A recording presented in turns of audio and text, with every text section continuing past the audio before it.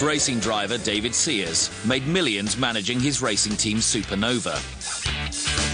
Now he stands to make even more training a new team in the new International Grand Prix, A1.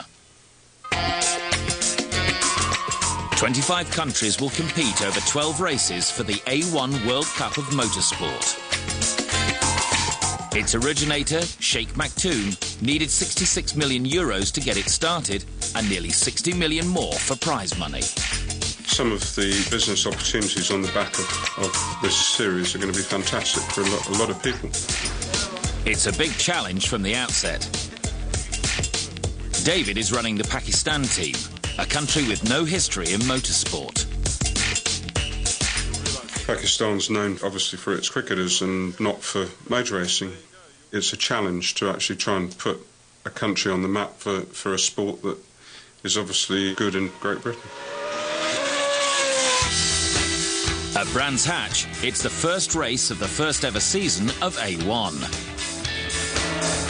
Pakistan's national driver, 20-year-old Adam Khan, who has raced in Formula 3 and the Jordan team, is up for the challenge.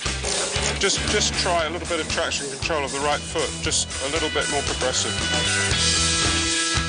It's not just about driving the car fast, there's many other things like bonding with the team, getting the best setup on the car, because all these things count for those fractions of a second.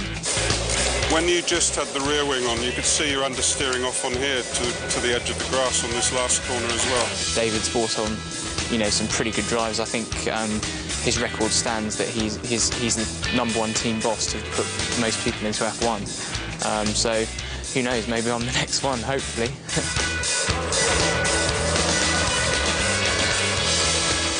All the cars are identical in A1. It's the driver who makes the difference.